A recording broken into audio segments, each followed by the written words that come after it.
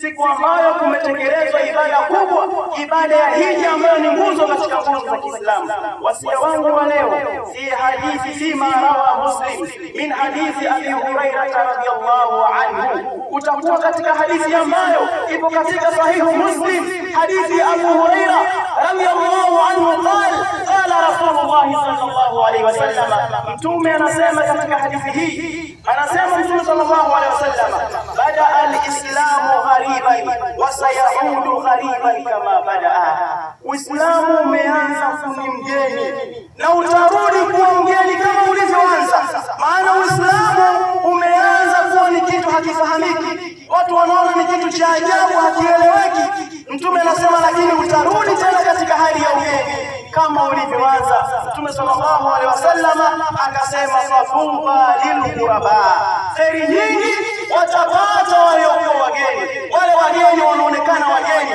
Mtume sallallahu